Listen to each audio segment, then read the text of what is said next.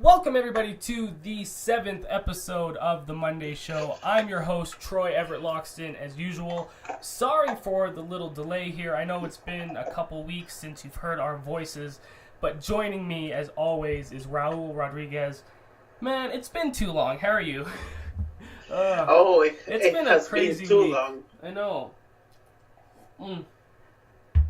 Anyway, let's just do what we usually do. Let's jump right into it. This episode, we were going to kind of do episode 7 for last week and episode 8 for this week. But last minute, we kind of just decided to say, screw it. We're going to combine everything into one mega-sized episode for you. So we're going to be talking about Halloween. We're going to be talking about our favorite Halloween movies. We're going to pitch a couple reboots of some movies we want to go through all of the horror movies coming out next year. We're going to talk about Thor. We're going to break down Jigsaw. We'll talk about the box office this week. But with that being said, let's jump into the very first segment. There's no place like the cinema. Raul, let's break down the Saw franchise. Because, let me guess, you saw Jigsaw? Yes. What did you think? I really like it. I'm not gonna lie. I loved it. I love it. I thought it was great. I was not expecting... and actually, I should say, we probably will do a bunch of spoilers. There's no real way to talk about Saw without spoiling it. Mm-hmm. But yeah, I thought it was so clever to do, like, the whole 10 years in the future, but also having it 10 years in the past. Like, I thought that was so unique. Oh, you went directly to the timeline. Yeah. Well, because, like, I mean, that's, like, the main point of the movie, I guess, is, like, that's the whole thing. Like, it tells you two separate timelines, and I thought that was just awesome. Like, I was not expecting that at all. Not even myself, also. But I thought that before they revealed the timeline thing, I was really surprised when you see Kramer again, when you see Jigsaw. Yeah. How are they gonna pull this off? We saw his body open in Saw 4. Yeah.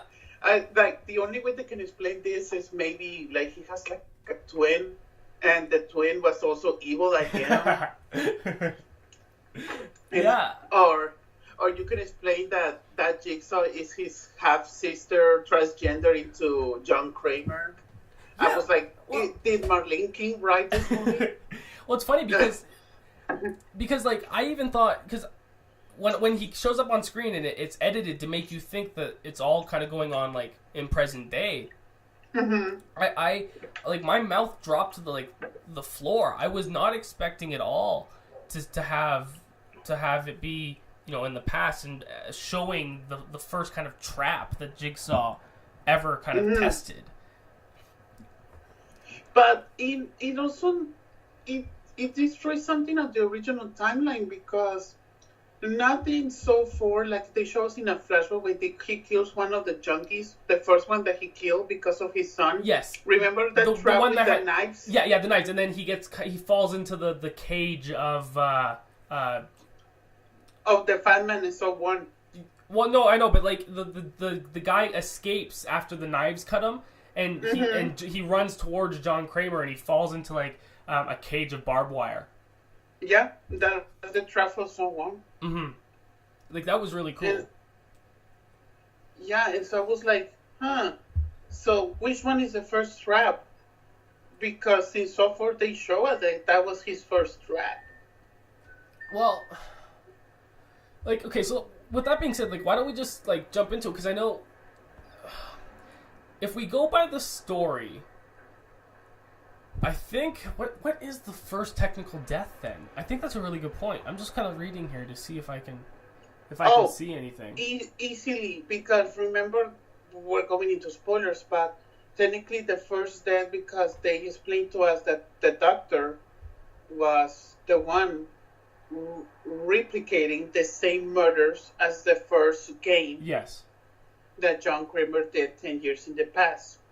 So he was killing people.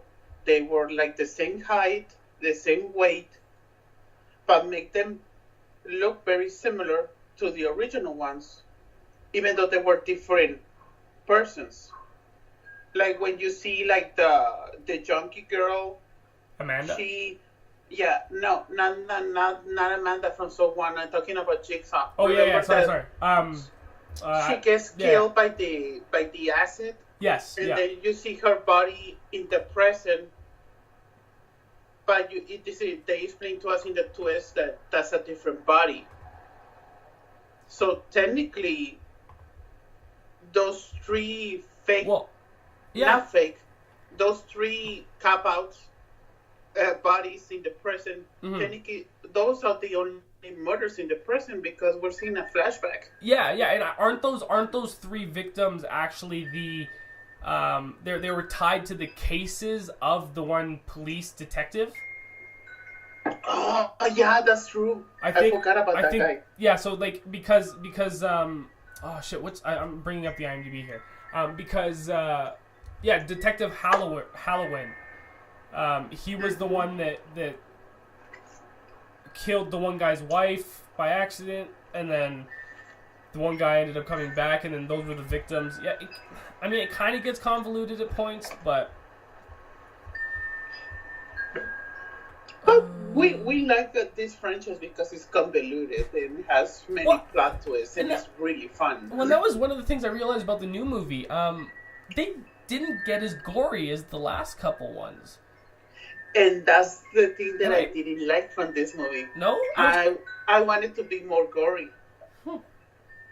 I mean, I agree. I think it would have been cool, especially like the one when the brain is, or the mouth and brain is open in the new movie. That was like, really gross. That was really cool. But I kind of appreciated how they didn't show as much because it reminded me very much of the first Saw movie. Because the first Saw movie, it cuts away a lot. Like, you don't actually see a lot of the contact. So to me, this was kind of like, it was a perfect kind of reboot of the Saw franchise in the sense that it was like, it kind of copied the exact same plot as the first one. Yeah, because when I saw the movie, I was like, this feels... Because even though you can see the ending, there's not like a cliffhanger. Yeah, exactly. There's no cliffhanger. There's nothing like, we'll see you in the next one. There is no setup for a next movie. Yeah, it's just Logan gets away. It feels like a pilot. Yeah, you're a very good point. I agree. Like, and I hope... No, I'm going to look at the box office for Jigsaw here quick. Because do you think they're going to make... like another one next year? Let's see, box office. I don't know. Like, let's see. Okay.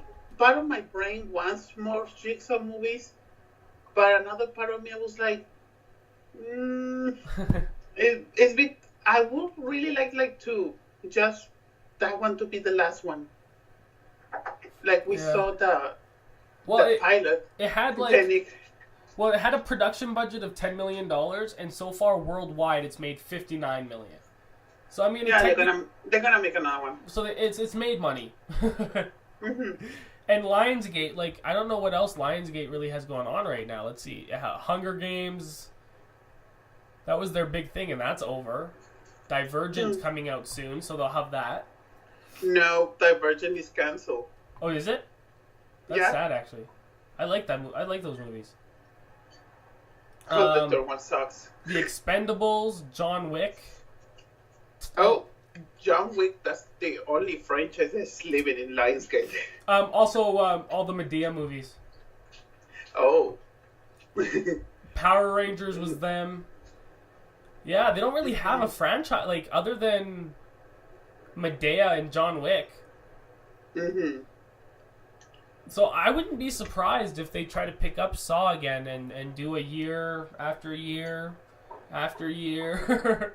You find out that Jigsaw, when he was a kid, he planned it all from the very beginning. Oh, no. No, because it's going to destroy the original timeline, because John Kramer wasn't a killer until he lost his son. Are you calling me again? What? I hear the Skype noise. Is that you? I can hear you well. Yeah, I hear like the the Skype noise thing. Do, do, Huh. do, do, do, do, do. Now Where's it coming from? I don't know. Oh, I have a wind thing behind me. No, not that. Let me Yeah, we figured out the sound.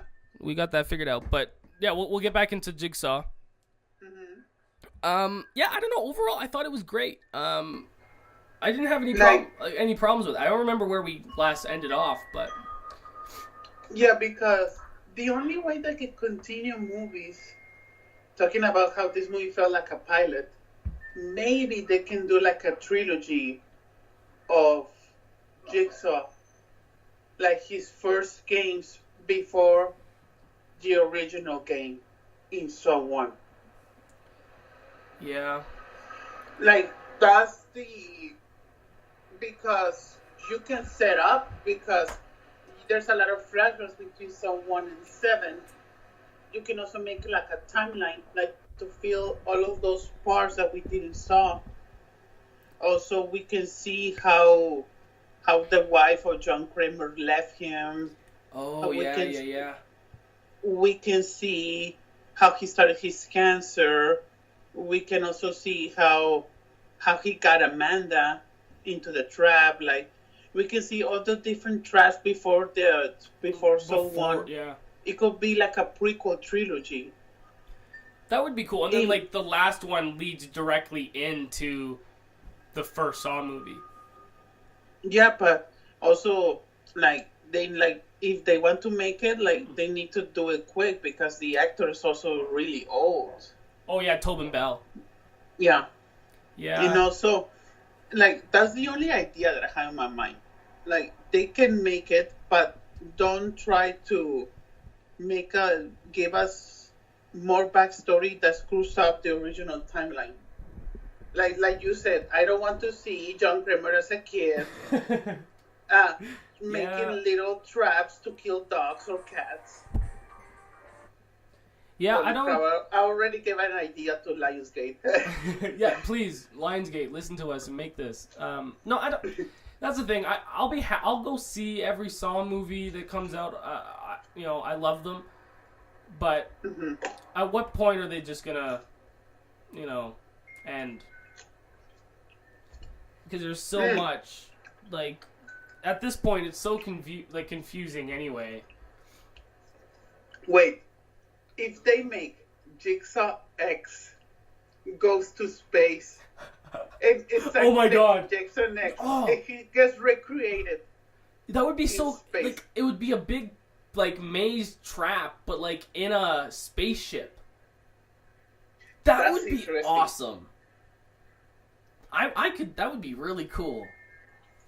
They need to do that now. So we need to get 2 more movies for Saw X.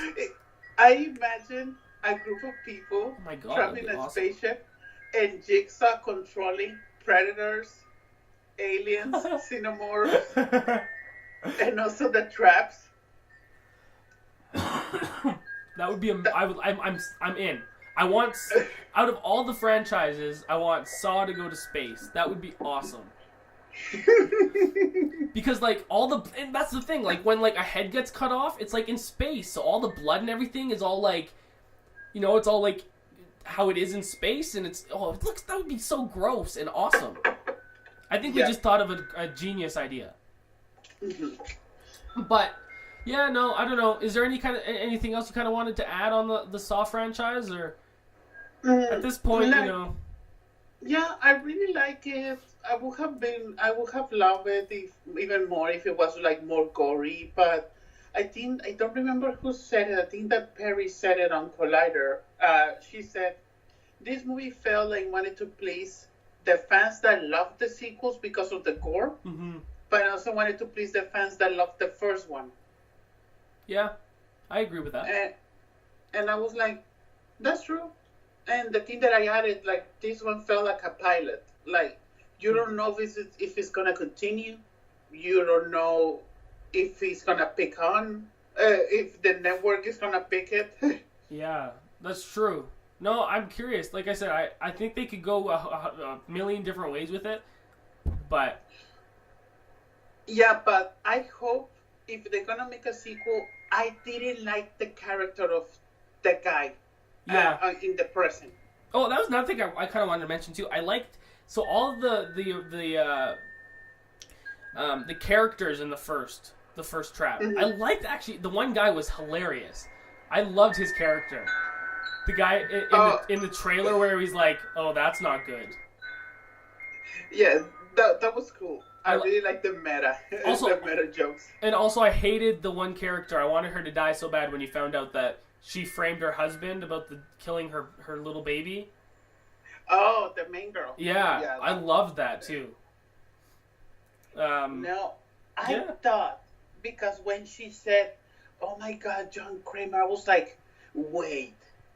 Because in my mind, I was thinking, like, this girl looks very similar to Amanda. If you really analyze her face, I agree. Yeah, she looks like Amanda. And so when she said, I was like, is this actress is gonna portray like Amanda? Or maybe she's like a sister or something. Yeah. And when they revealed the timeline, I was like, oh, okay, she's not Amanda. But I also was thinking maybe that was like a potential. Maybe that she was Amanda in the past. Yeah, I agree. I thought that too, because she does. They're very similar looking actresses.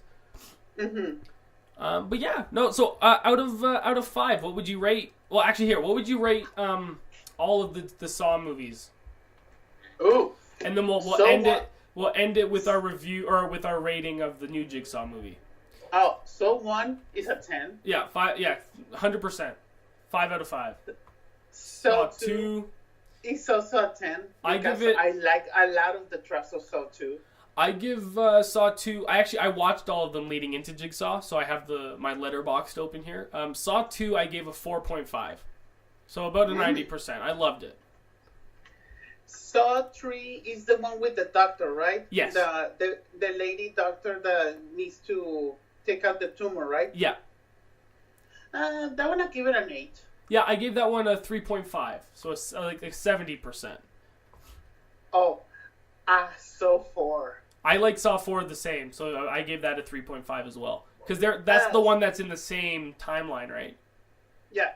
Saw 4, I will give it a 9. Because when they killed Donnie Wahlberg with those ice blocks, I was like, damn.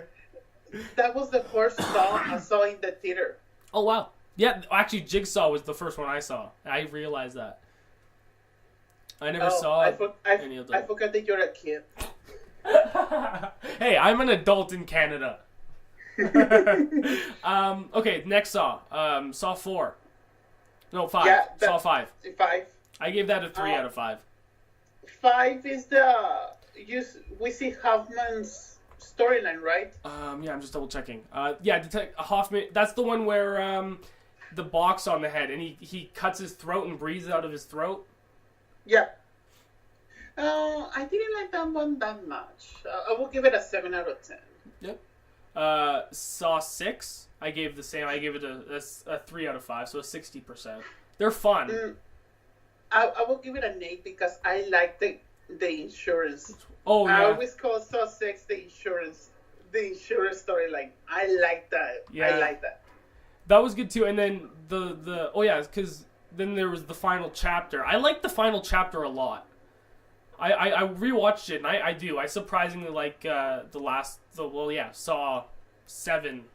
I gave that one like an 80%. Oh, I saw that in theaters in 3D. Oh, how was it good in 3D? Yeah.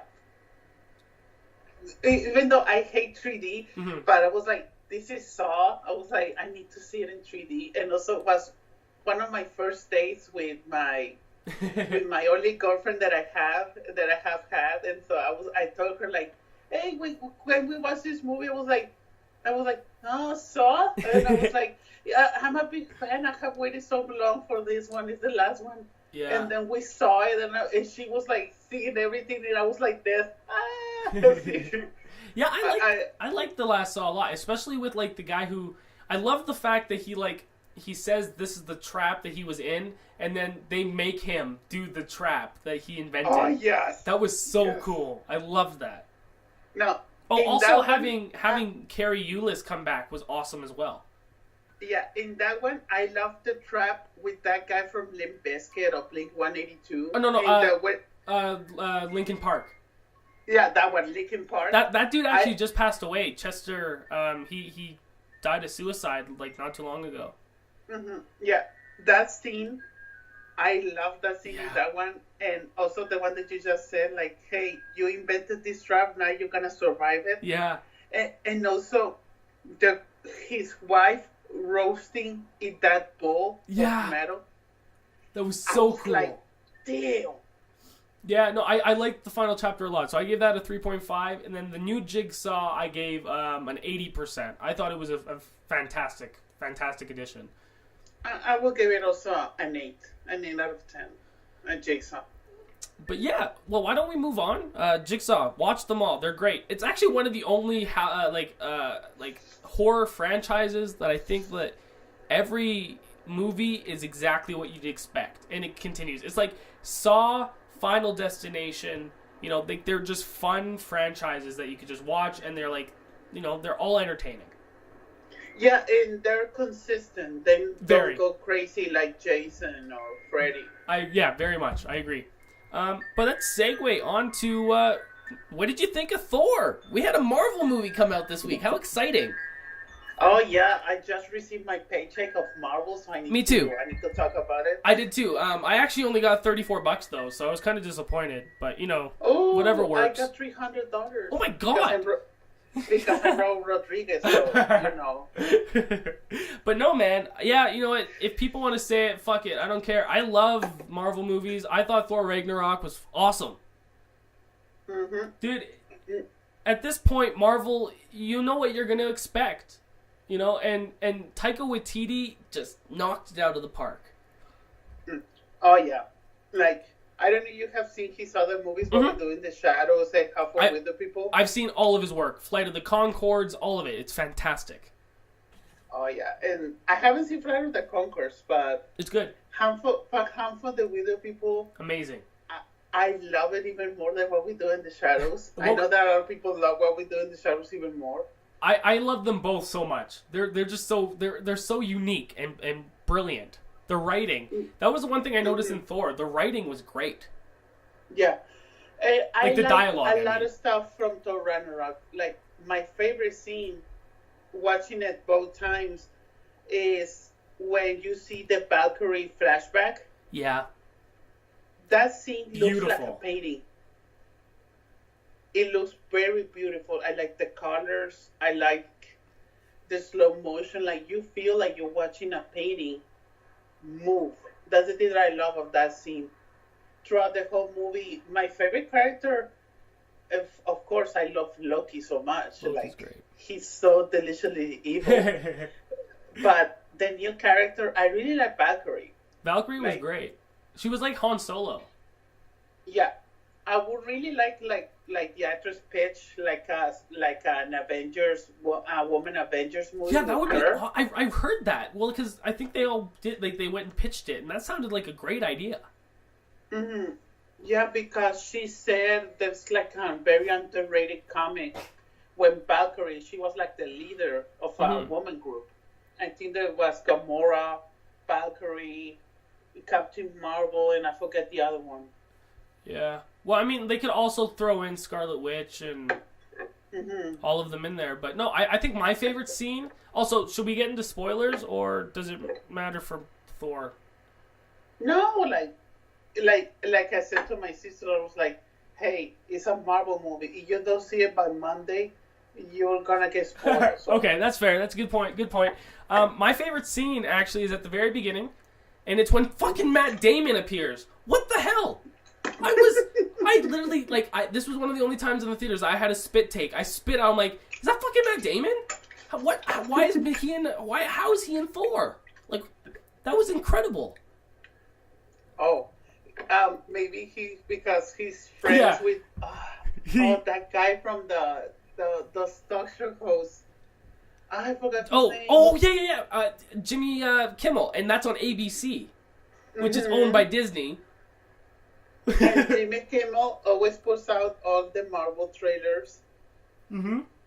And so I think without dissing DC, I think Matt Damon was like, you know what? Maybe I shouldn't be Robin.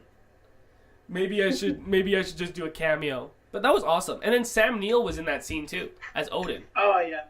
I was waiting throughout the whole movie that I thought that the kid from the Harmful Widow people was going to show up. Oh, oh no, he's in Deadpool though.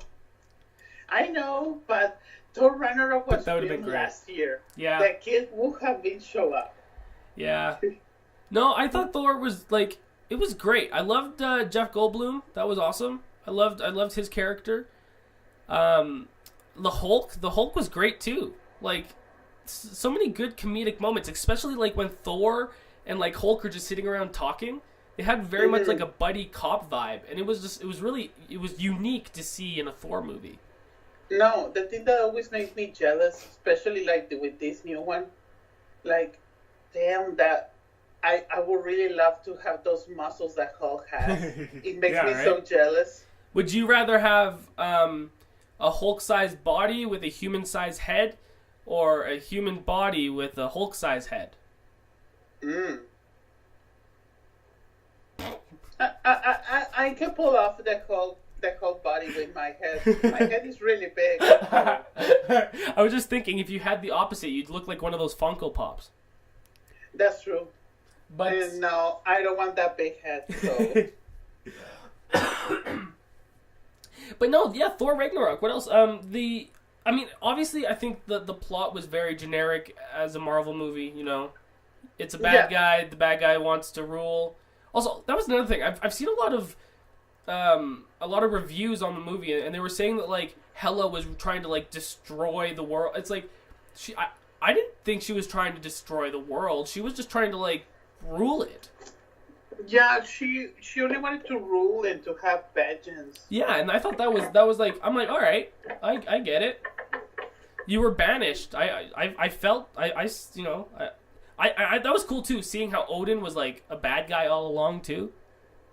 Oh, we already knew that Odin was bad since the first Thor movie. I don't remember the first Thor movie or the second. I should have watched them before seeing this one, but no. And the thing I like to see also, even though like I said, like I'm not gay, but Benedict Cumberbatch is so hot. That was so good. When I saw his scene, I was like, yes! Yeah. Because I love Doctor Strange so much.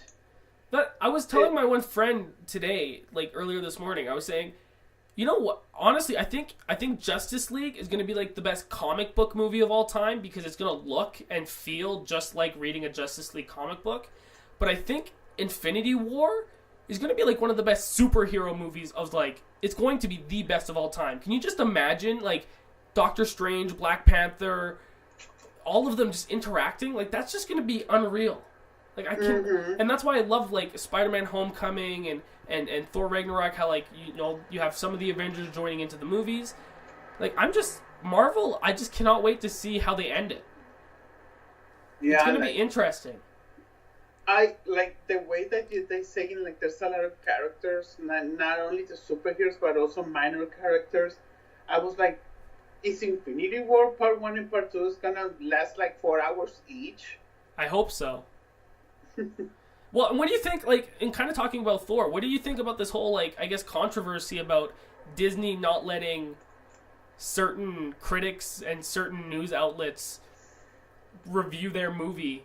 And, like, well, I think they just came out, too, saying that, like, Star Wars, Disney's making it so that you have to have Star Wars in theaters for a certain amount of weeks on playing on a certain amount of screens.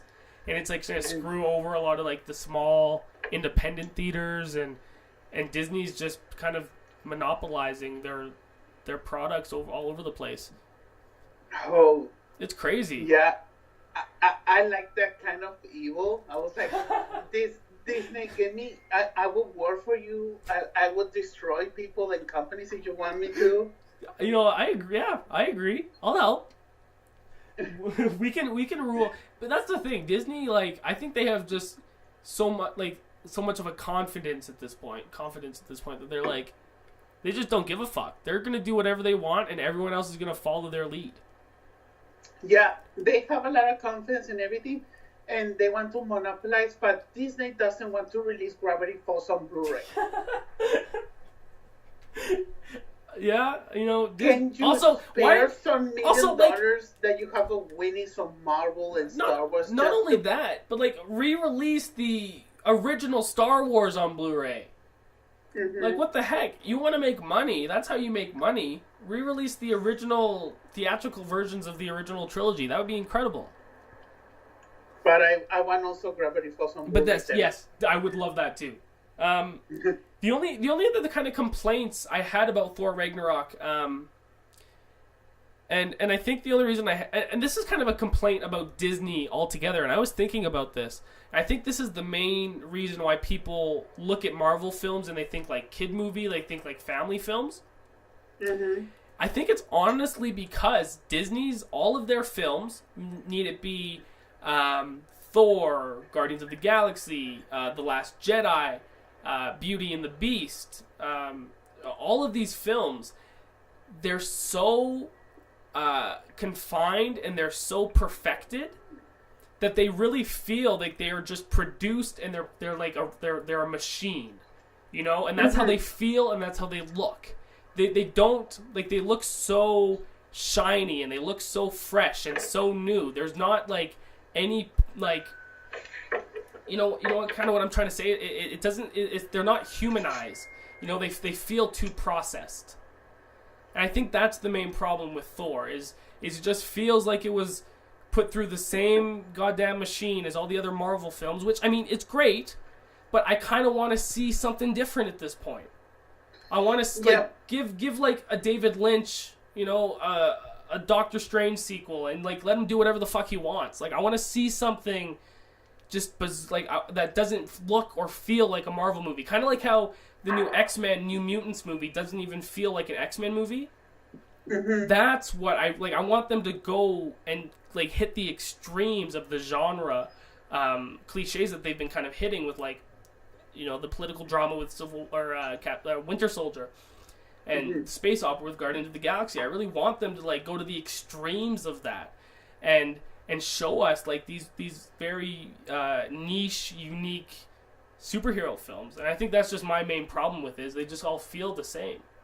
Yeah, because for me, one of my problems that I have with Thor, even though I love Taika Waititi, some jokes didn't land well. Well, like the devil's anus and stuff. I mean, I giggled, but like that was silly.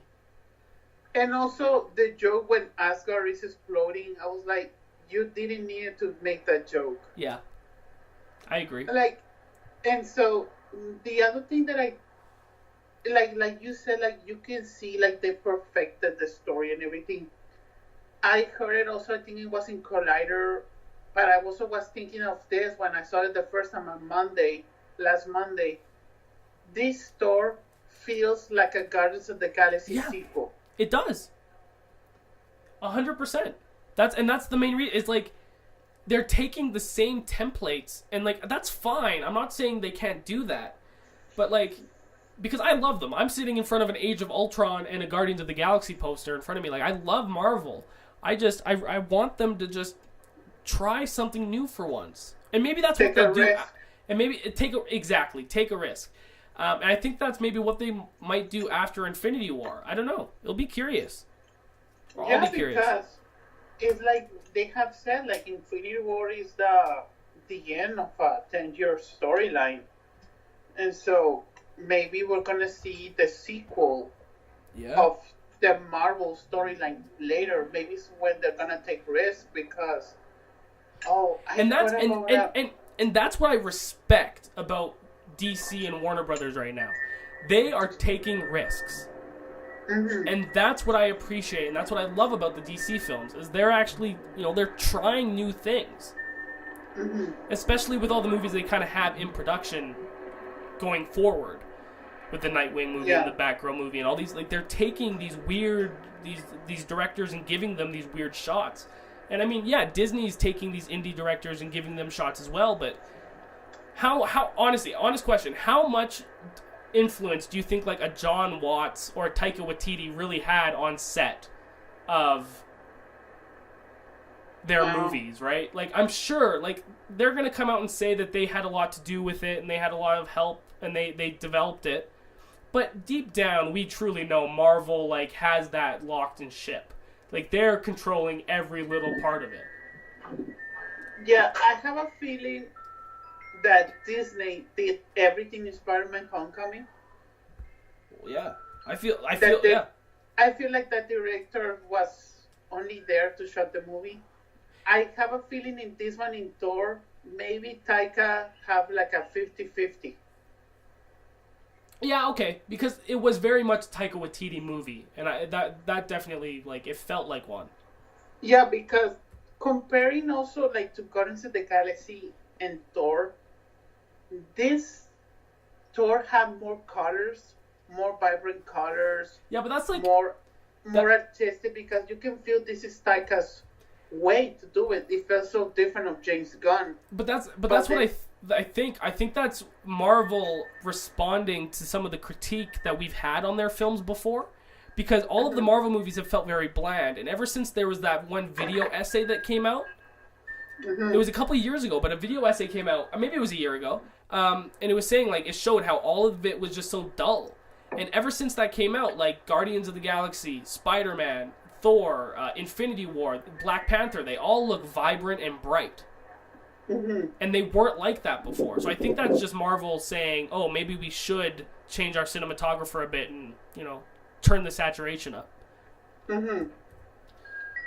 Yeah, and also I really like the movie, especially now that I saw it complete, because when I saw it on last Monday, I fell asleep and I timed it. I missed when Hulk is already human again and they're talking, him and Thor, about what happened when they're escaping on the streets. That's when I fell asleep, and then I woke up when Thor got exactly into the throne. When Hela is on like a mountain killing, wants to kill the Asgardians. Yeah. I timed it. I fell asleep for 25 minutes the first time I saw it. So I missed one big part of the movie, and also, sorry, no. I woke up when he lost his eye. Oh, yeah. That was cool. I thought that was really cool, too, how they actually, like, a Marvel superhero had something happen to him and it, like, actually hurt him. Finally. They didn't just have a scratch, you know? Yeah, because I think I just read it yesterday on Facebook that Taika wanted him to happen to that to Thor. So maybe that's one of the things that he could control. Yeah. Because and also, you know how smart go ahead. I talked to someone about this. There was a leaked trailer of Infinity War on Comic-Con. And sorry, I saw it. Like I needed to see it. I saw the leaked version. Okay, just don't. And you can. Just don't. I'm not gonna spoil it. Okay, good. Because I'm Infinity War. I'm announcing it on the Monday show. I'm not doing a trailer reaction for the trailer when it comes out. Infinity War. I've waited my whole life to see this movie. I'm gonna go in completely blind. I don't want to know a single thing. So, like, all of the review, like, all of that stuff, I'm just going to avoid. Sure, I guess I'll see images, right? Because I can't avoid that.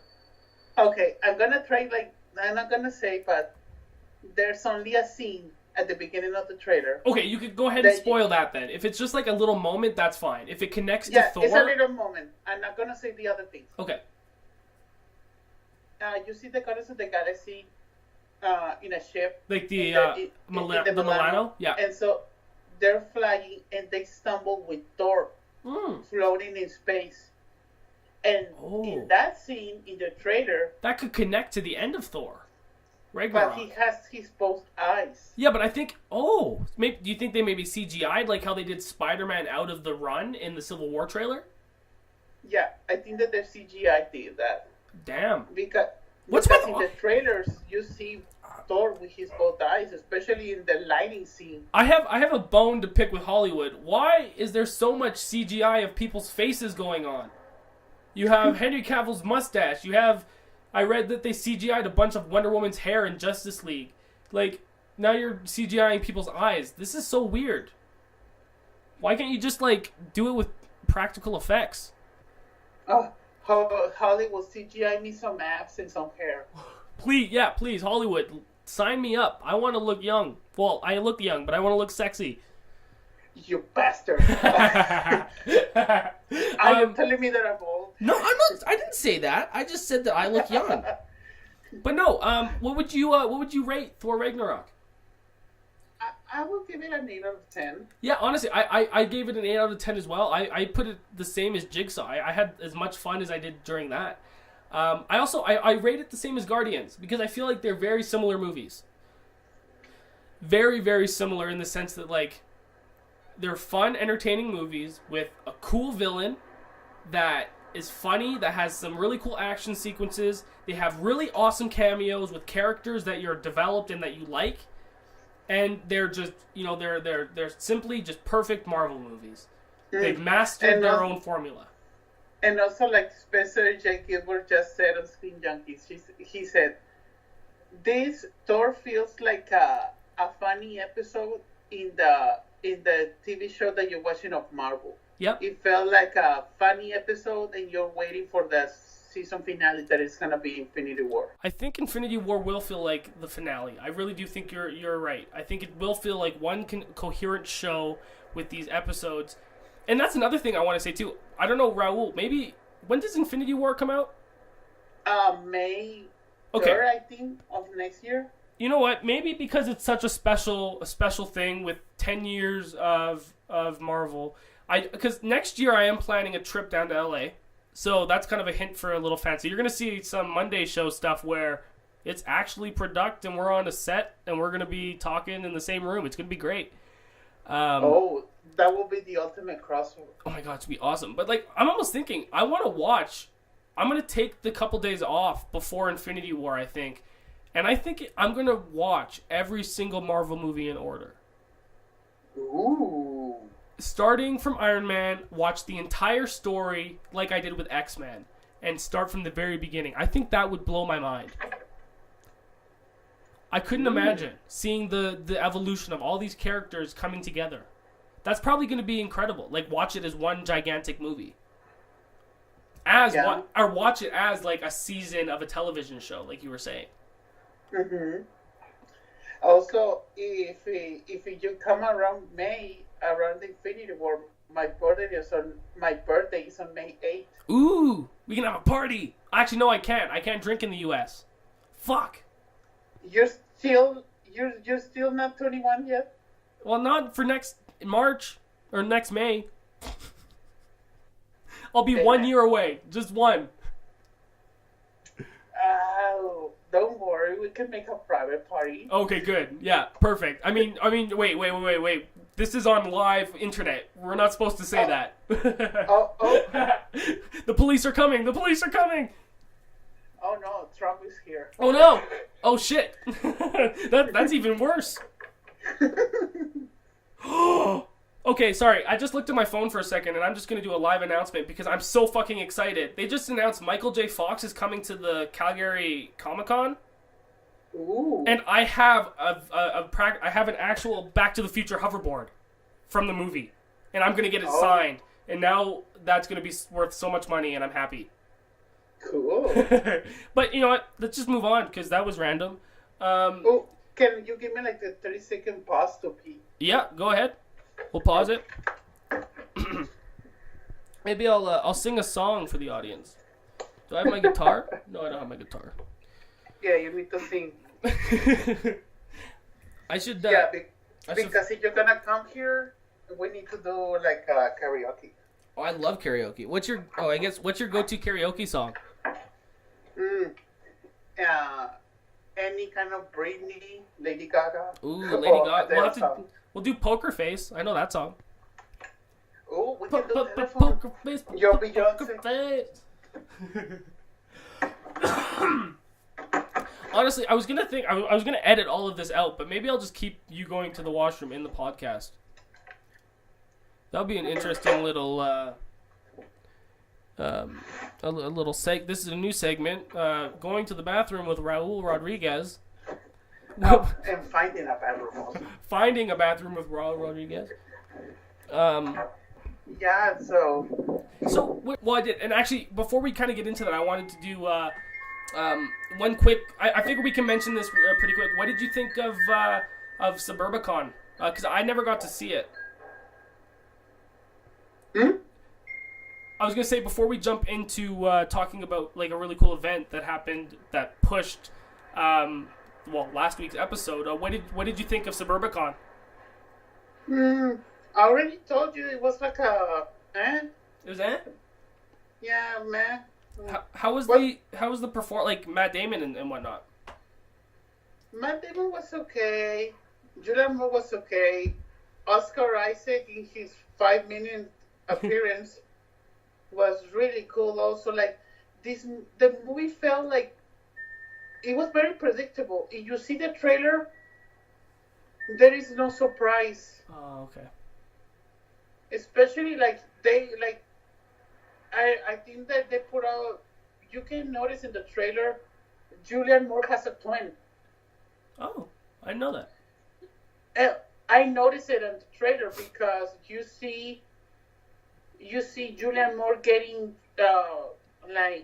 she getting killed. You see her shadow, and then you see Matt Damon and the kid burying her, and then you see Julianne Moore again trying to kill Oscar Isaac because Oscar Isaac says about his insurance, life insurance investigator. And so I'm like, huh. And then you see a photo of Matt Damon. You see Matt Damon in his office, and you see Julianne Moore with red hair in the trailer. I was like, huh, does Julianne Moore have a twin? And in the first minute of the movie, they revealed that Julianne Moore has a twin. Matt Damon is married to the redhead one, and when she gets killed by the mobsters, the blonde twin takes her place. Yeah, maybe I'll watch it when it's on Netflix or. Yeah, if you had Movie Pass, this is a Movie Pass movie. Oh yeah, there it is. I think that was our first mention of Movie Pass on this episode. So if you are listening, Movie Pass, please sponsor us. We love you. Raul loves you. We also come to Canada, please, because I want you in my life. Oh, just to verify, you're recording, right? I am recording, yeah. Oh, I thought that you were still doing the batteries. Oh no, dude! I'm a ninja. I could do that stuff. I can. Yeah, it's done. It's good to go. But quick. And so Suburbicon is a Movie Pass movie. You have Movie Pass, or if you don't have Movie Pass, that's a Redbox movie. It's a Redbox Netflix movie. It was very simple. Cool. It didn't bring anything new. George Clooney's directing was okay. The writing, I thought that this movie was going to be like a dark comedy. It didn't have a lot of jokes, not even dark comedy jokes. It felt like very serious. Yeah. Yeah, and George Clooney directed it, right? Just to... Yeah. He did... George Clooney directed it, and the Coens wrote it. What would you compare it to Hail Caesar? I didn't like Hail Caesar also. But, do you think if you liked Hail Caesar, you would like this new one? Or they feel different still? They're different. Oh, okay. But if you compare, I would choose Hail Caesar over this one. Okay. Because at least in Hail Caesar, you were interested in the old Hollywood story. And I think I'm the only person that actually gave Hail Caesar a 4 out of 5. I actually really liked it. I'm not telling you that I gave it a failing grade of Hail Caesar, but I didn't like it as much because even my mother loved Hail Caesar, even my sister. But for me, I saw it it was okay. Yeah, that's sad. Suburbicon. Catch it, I guess, on cable. Yep. So before we move on to kind of like these special Halloween segments we wanted to do, I kind of wanted to get into something quick because I had an incredible experience happen this last week. And I've been promoting it the last couple episodes, but I finally released my first feature horror film, Father, and we had a screening on this past Wednesday in Calgary here. And let me tell you, man, I when I got there originally, because we were gonna go test out the movie to make sure it worked on their screens, and he takes me in the back room and everything, and I'm going through and I see the projection room and all that, and he puts my movie in, and I'm looking through I'm in where the people sit to play the movie, right? So I'm not in the theater. Yeah. But I'm in the little projection booth, and I'm looking through the little small window, and all of a sudden I see my name come up on the big theater screen with the beginning of my movie, and it just... Aww. Dude, it was incredible. Wait, you're telling me I'm already feeling that room. Because I saw a little Periscope. I think I have a friend of mine of Twitter or Facebook that is also has you as a friend. Tyler, and right? He went to your screening. Yeah, Tyler Rothermall. Yeah, I think it was that guy. Yeah. Man, it was unreal. Let me the movie, and that's the thing. My movie's really gross and really funny. It's weird. It's a really weird mix. And actually, I'll send it to you, Raul, to watch. Ooh. And you could do a review of it on the podcast. That would be actually really cool. And can I DVD rip it and sell it here in Koreatown? Yeah, please. As long as I get a 10% cut of the money, that's all that matters. Excellent. But no, yeah, man. I just wanted to kind of say that, because it was a movie I technically saw in theaters this week. It was unreal. It was one of the coolest experiences. Finally, being able to pretty much produce a movie, film it with a small crew. It only had a budget of $1,800, so it was very, very small. Wow. And seeing it in the theater and having the Q&A, it was one of the coolest experiences, and it's one of many to come for sure. So we'll have to fly you down, Raul, for the next one, or I'll have to come to you. We'll premiere it in LA next. Yeah, did you say $1,800? Yeah, it was only $1,800 for the whole movie. Wow. And that's including the theater, and that's including all the little stupid fees and stuff you have to pay when making a movie. That's including it all. So it was pretty cool. And we had a good turnout for the movie too. We had about 40 to 45 people show up. Oh, cool. And I've seen movies in the big theaters with 2 people. So I figured, that was pretty cool having more than just my mom show up for my movie. Oh, and that's another thing I totally forgot to mention. So the coolest thing happened. So at the very beginning of my screening, and this will just be kind of the last little side note before we move on, but the first 2 people to come into the theater, they were going to go see the new Kirsten Dunst movie, Wonderstruck or something. And it's funny because that movie doesn't premiere in Calgary until the end of November. Mm-hmm. And I have it in my phone because I want to see it, right? Because it's A24, I'm excited for it. So I told them, I'm you know what? Sorry guys, it's not premiering in Calgary yet. But if you guys want to come see my movie, it's starting pretty soon. Mm-hmm. Anyway, these 2 teenage girls buy tickets for my movie. They go sit down. After the first death sequence, the theater's really uncomfortable. Everyone's kind of just what the fuck did we just watch? And the 2 teenage girls just get up and they walked out. And I'm so happy that in my very first feature film, I had people walk out. That is the best. That was the coolest feeling. I was sitting with my friend. Well, yeah, I was sitting with George because George went. Yeah. From a couple episodes ago, you'll know, and we just couldn't stop laughing. We're oh my god, someone's actually leaving. It was the coolest thing. Wow. But that's enough about me. Let's move on to some fun little segments that I want to do, or that we want to do. Just a quick comment. Yeah. First, I'm so happy, and also I'm so jealous that you already have a film. Like, all of that. I was like, Well, thank you, ma'am. oh, I'm so happy for you. Like, Thank but you. I'm also very jealous, you bastard. But it's a happy bastard. Hey man, it's great. We'll do so many projects. Like we'll do tons. There's so much. This is just the beginning, and that's how I'm looking at it, man. There's so much more to come. It's gonna be fun. It's all fun and games from here. Imagine we could do like a hero / unbreakable movie. Hey, I really want to make Jigsaw 10. Jigsaw Me and you goes will write to it. space. Yeah, we'll do it. But no, let's move into a couple of these special Halloween extravaganza segments. I just before you said that, I just imagined Tobin Bell in a convention, and he said, and he's with us in a studio, and then we said to him, "Oh no, this is not a convention, Tobin. This is a filming for the next Jigsaw movie. It's not gonna be canon. It's not part of the Lionsgate. Yeah, but we're gonna give you this money, and we're only gonna shoot it for like 2 days. Yeah. Are you in?" We will. Let's do it. But no, let's jump into some of our favorite Halloween films. So I wrote a list here of my top 10 Halloween films that I think everyone should watch every Halloween. Did you write out your list? Do you have a couple and films? I'm gonna improvise it.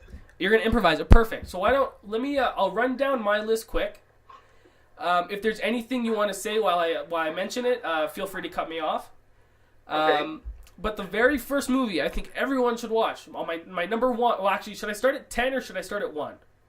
I'll start whatever you want. Okay, well, it doesn't matter. They're all. I think you should watch all of them. There's no particular order, I suppose. Mm-hmm. Okay, first one, The Shining. I think The Shining is an essential Halloween watch because it is creepy. It is perfect. It's my favorite movie of all time. So I have a bias. But I think for Halloween, it's a great little, a great little 3-hour production that Kubrick just perfected. So I think that's one of the ones you got to watch. The second one, Halloween. You have to watch John Carpenter's original Halloween. That's I think the best horror movie of all time. As The Shining is just my favorite movie. I don't consider it really scary, but Halloween is on there. Right now, Halloween is the only canon Halloween movie because the other sequels are not canon anymore. I know, and I'm really excited for the next one next year. I think it's going to be great. So yeah, Halloween. Then I have Nightmare on Elm Street 3. That's Dream Warriors. This one's incredible. Out of all the Nightmare on Elm Street movies, watch number 1, number 3, and then New Nightmares. Those are like the best. I mean, all of them are fun, but those are like my personal favorites. So yeah, Nightmare on Elm Street 3. Then I'm going to add on there Trick or Treat, which is a really cool film. I love Trick or Treat. And I heard that the dude's trying to make a sequel, which would be awesome. Oh, that would be so cool. So Trick or Treat's up there. I also have Donnie Darko, which is Jake Gyllenhaal film. I think, Raul, you haven't seen this, right? No, I still haven't seen that one. You this one is like an essential. It's so good. It's not really Halloween or horror, but like it fits in with all of these movies. Like it's a really cool. It'll make you think. It's really good. I know that your bae, Jake Gyllenhaal, is there. Dude, he's my bae. I love him so much. If Jake Gyllenhaal, if you're listening, screw Elisa Malone. Don't follow her. I don't care if you've had interviews with Alicia. I am your true soulmate, Jake Gyllenhaal. It's me. And Alicia Malone, I can get her. So. Yeah, perfect. Done. It's a win-win. Win-win for both of us. So Donnie Darko. The next movie I have is one of your favorites, and that's Scream. I think Scream is fantastic. You should watch it every Halloween. The next one I have is The Guest, which was the Dan Stevens movie that came out in 2014. I need to see that one. A lot of people said that is really good. That movie. Incredible. The Guest. 5 out of 5. One of my favorite movies. It's so good. I loved it so much. The Guest, and it's set in like a Halloween dance at the end. So it actually is tied into Halloween, which is great. Mm-hmm. Okay. Excuse me. The next movie I have, tying up the last 3, Disturbia, which is the Shia LaBeouf film. Huh. I actually just recently rewatched this. It holds up great. I think this movie's fantastic. I really, really enjoy it. And it's a good, like, suspenseful, kind of horror-esque film. And like, if you were, like... And I'm assuming when I talk about, like, watching Halloween films, you're sitting around with all your friends, you know, drinking, eating Halloween candy, just having fun. And I think Disturbia is a great movie to do that to. Like, just make fun of it, you know, sit around, and you're having fun watching it. Mm-hmm. The last two on my list, the next one is It Follows, because It Follows is amazing. And then tying up, I think one of the other films on my list is Blair Witch Project, the original one. Because you want to throw in something that actually is scary in there too. So that's my list. Those are the movies I would say you should watch on Halloween. Like, those are my favorites. Oh, also Halloween Town I'd put in there, and Hocus Pocus. Those two as well, but they're not on my top 10. So that's my. Those are my. Hocus Pocus is a masterpiece. Yeah, I have to see it. I don't remember it. I didn't watch it this Halloween. I'll have to watch it soon though. Oh yeah. But yeah, those are kind of just like my picks. Did anything kind of jump out to you, or I'm gonna say mine. Okay, do it. Also, Scream. That's a movie that I always watch in every Halloween. Like just Scream, the original Halloween. I put out also their Poltergeist. Oh, that's good. I missed that. That's a good one. The original, not the stupid remake. I didn't watch it. I refused. Oh, I watched it and I was hating it. And what, Trick or Treat, like you said, like Trick or Treat, I just discovered this movie like 2 years ago. Me too. Yeah, me too. My cousin recommended it to me, and I was like, I've never heard of it, and I watched it and blown away. Yeah, because I watched it after I saw Krampus, because I love Krampus so much when I saw it in the theater. And I was like, I want to see more of this director. And then I found out he only had Trick or Treat. And so when I bought Trick or Treat, because it took me time to find it, Trick or Treat. And so when I found it, and I was like, wow. First I saw it alone. I think it was in the summer of 2 years ago. Mm-hmm. And then I show it to my friend in Mexico, and she loved it also. And because I wanted to show her the movie, I bought an extra copy for her, and without even knowing if she was going to like it or not. And we saw it, and I was like, no, you make a great buy. And also she kept that copy. That's awesome. And then also I showed her Krampus. It was a back-to-back. We saw Trick or Treat and Krampus. Oh, that's a good double feature. Yeah, and so the thing that when you just said they're gonna a sequel, that's the thing that I would love, because Trick or Treat sets up. There could be like an anthology, like American Horror Story or Twilight Zone. There could be a lot of different. Well, look at the VHS movies too, right? They did so well. Mm-hmm. So it would be smart.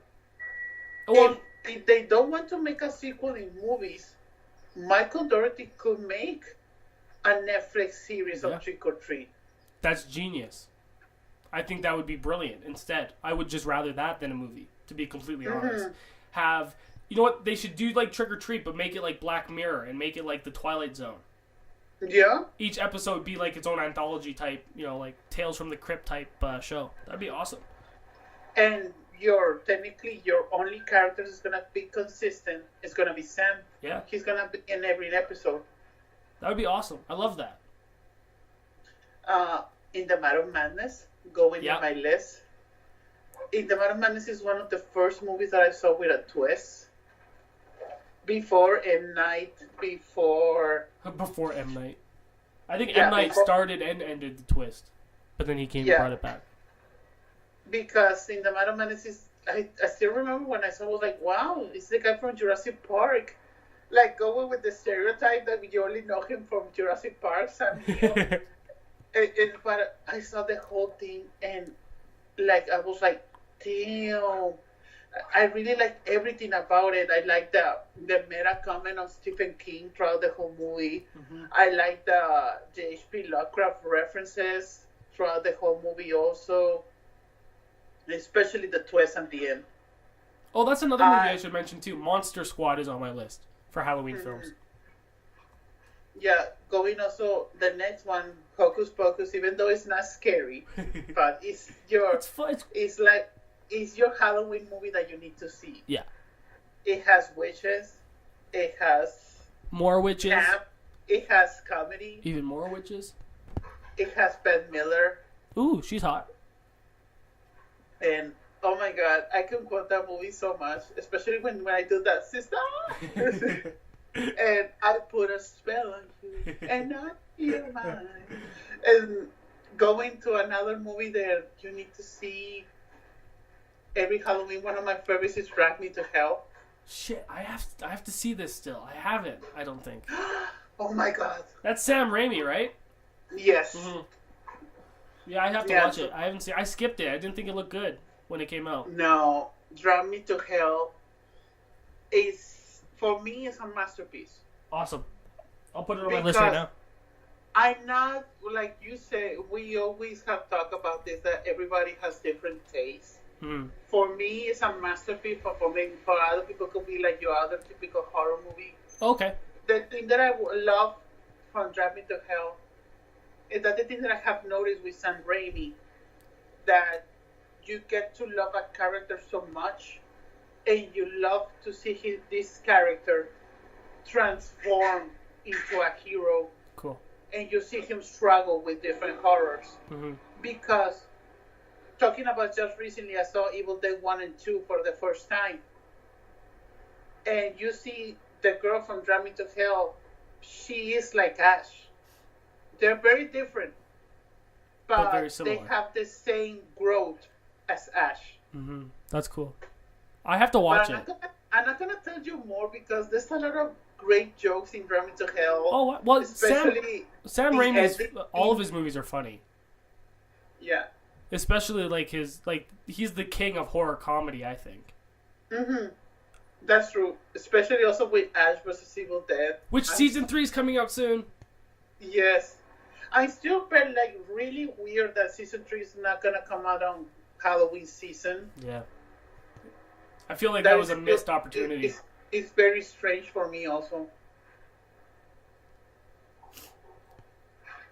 Yeah, going also through other horror movies, It Follows. Mm-hmm. It Follows was one of those movies that I saw in the theater and I got scared. Yeah, well, like I said, I think we mentioned it before, but there's that one scene where the big fucking tall dude comes out of the room. And when that happened, because I didn't see, it was in the trailer, which I'm glad I didn't watch the trailer for It Follows when I saw it. But there's that one scene where the big dude comes out the room, and my stomach dropped to the floor. I got so scared. I was like, holy crap. Like, that's the first time really in theaters that I was like, I had to look away. I was like, what the hell did I just see? That was terrifying. No, the scene that scared me is when she just got the curse. The STD. Yeah. And you see her in college, and you see the window behind her, and you see that guy slowly walking to the window. That stuff's so good. That's the scene that scared me. Oh, also, when they're in the field, and that guy's walking, and the one guy's like, can you guys see him too? And then it ends up being just a random person walking. I thought, like, those moments were great. That's the thing that I love from It Follows, because it was very unpredictable. Mm-hmm. I also love Micah Monroe. She's great. The girl? Actress. Yeah. Oh, yeah. But she was awful in the Independence Day Resurgence. I like that movie. I've only seen it once. I'm only going to watch it once, and I saw it super drunk in theaters. I loved it. In Independence Day Resurgence, I was wishing for the Final Destination 4 scene to the movie theater to explode. Shit, I forgot about that. But yeah, no. Oh, that's another one. Final Destination. I think that's another good Halloween movie to watch. There's a lot of movies. There's so many. I wish that the movie theater explode. Yeah. No, is there any other kind of ones before we move on to? Yeah. Scream 4. Oh yeah. Well, all of the Scream movies. Yeah, all of the Scream movies, but The thing that I love the most for Scream 4, that it goes meta upon meta. Yeah. That's the thing that I love Loved the most of Scream 4. And Scream 4 gets a bad rap. I think it's like one of the better ones out of... I would rate them probably like 1, 2, 4, 3. Yeah, 4 is so much better than 3. Even though I love all I love of the 3, Scream yeah. movies, but I can admit that Scream 3 is very weak. It's kind of the same thing. Yeah. At least Scream 4 was different. Cabin in the Woods. Oh! Yeah, that's another one I forgot. Cabin in the Woods is fantastic. That movie is beautiful. Yeah, that's another masterpiece. Mm-hmm. That's a movie that I didn't expect. I didn't expect the twist. I didn't expect the story. That's one of those movies that I really rare that I see a movie without seeing a trailer. I just bought the ticket. I saw the poster. Wow. And when I saw the whole thing, I still remember seeing the first 20 minutes. I was like, "Oh, this is another cabin and stupid stereotypes in a movie again." I was like, "Okay, but at least you see Thor here." Oh, so good. But then when you started to see the guys behind the screen and the whole twist on it, I was like, "Yep, this is a masterpiece." Do you remember in the beginning of Cabin in the Woods, there's the stoner character, right? Yes. At the very beginning of the movie, he has this coffee cup. And he they- extends it, and it's a bong. Yes. I have that. Ew. It's the coolest movie prop. Because a lot of people just think it's a coffee cup, right? And I'm like, no, this is from Cabin in the Woods. And you pull it up, yeah, it's great. But I love that movie. Oh, yeah. And another one, this is a very underrated movie. Not a lot of people have seen it. It's called The Final Girls. Fuck, who's in that? Is that Adam Devine is in that, I think? Yeah, and Thaisa Farmiga. That movie was great. I always call her Killer Vagina from American Horror Story. The third one, Coven. Yeah. Shit, Yeah. I'm looking this up now. One, The Final Girls is a very fun horror movie. Thomas Middleditch was in it too. Ali Shawkat, Nina Dobrev. Yeah, the cast was great. This movie, Yeah. I forgot about this one. It was fun. Yeah, I think that would be like a cool Halloween list. Like, Well, and I just watched Babysitter or The Babysitter on Netflix. ooh, I want to see that one. It's done by what's his name? Brett Mike G. Ratner. So you No, might not want to it's watch Mike it G. now.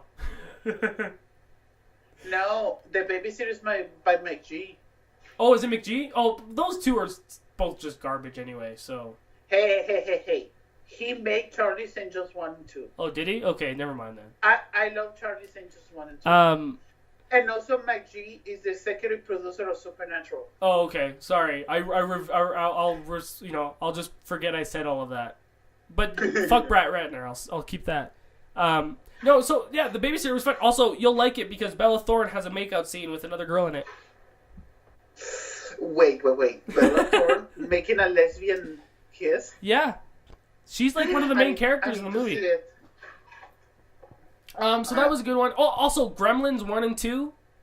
Those are two movies that you should watch on Halloween. Yeah, those are good ones. Maybe Nightcrawler. Nightcrawler's a good atmosphere film. Krampus. Krampus. Even though it's a Christmas movie. Nightmare. Well, you can watch Nightmare Before Christmas on Halloween. Yeah. But yeah, no, that's our kind of Halloween movies to watch every year. So that's kind of that's our lists. Very cool list. So yeah, why don't we'll jump into the next segment here. And this is something I'm really excited about. Now, this is something I've wanted to start for maybe a year. I've had this idea. But it's a brand new kind of segment. So we're going to cut these segments out and post them onto the channel as well as their own separate videos. But this segment I want to call What If. Now, this is going to be a hopefully reoccurring segment on the channel here, where Raul and myself, we're going to pitch and give you our ideas on how we can reboot or remake a movie. It could be really anything. We'll remake it, we'll pitch you, kind of tell you who we want to cast, and you guys can kind of tell you if you would see it. I think this will be kind of like a fun little game we could play. But why don't we jump in? So the two movies that we're gonna talk about and we're gonna reboot for you today, tying in with Halloween for the Halloween Extravaganza, is Monster Squad. So I'm gonna pitch you guys my Monster Squad reboot, and then Raul, we're gonna talk about In the Mouth of Madness. Oh. So without further ado, let me grab my phone because I wrote out my pitch because I didn't want to mess it up. So. Have you seen Monster Squad, like the original Monster Squad? I have only seen the Nostalgia critic of the Monster Squad. But I know the premise and everything. Okay, cool. But I still haven't seen the movie. Okay, cool. So, forget about the original movie, okay?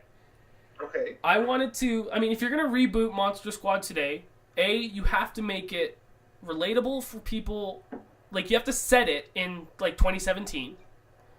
Mm-hmm. And you have to, and I don't want to use the original monsters, okay? So let me pitch this for you. I'm just calling this Monster Squad. That's just the title for it, and I'll just kind of read you the pitch. Okay. So the main four characters are Steven, Josh, Devin, and Harold, okay? Steven is like 17. They're all in high school. So Steven's 17, okay. Josh is 18. He's one of the older guys in the group. Devin is 17, and Harold is the younger one in the group, and he's 16. Now, if you're not familiar with the original Monster Squad, it's basically a bunch of nerds get together, and they have their own Monster Squad, and they study monster movies and stuff. Mm-hmm. So, my pitch starts, and we're introduced to the Monster Squad. It's a group of 4 high school students whom love horror films and monster movies. One day after school, they decide to walk through the local cemetery. Harold, the youngest, is scared and warns them. He's like, guys, why are we going through a cemetery? We've seen so many horror films. This is probably a bad idea. They all joke around, and eventually they convince him to, enter. And as they're walking through, the oldest, so Josh, he notices that there's this area of the cemetery that's blocked off. Mm-hmm. So he's like, hey, Devin, or whoever, hey, Devin or Josh or Steven, jump over the fence and see what's behind what's closed off. So Devin jumps over and he walks in. A few minutes pass and suddenly a garbage bag is thrown across the fence. Devin returns and he shows them. He says, look, there was nothing really in this section, but I found this garbage bag. So they open it up, and inside this garbage bag are a whole bunch of VHS tapes, a journal written in some kind of German, an amulet, and 5 blank Polaroid pictures. Okay. So Josh grabs the journal. So the older guy grabs the journal and he scans through it. He's looking through it. Steven, he suggests they should find someone to translate it because obviously it's not in English and they don't know what's on the thing. And obviously one of the other group members makes the joke saying like, "Dumbass, it's 2017. Let's just use Google."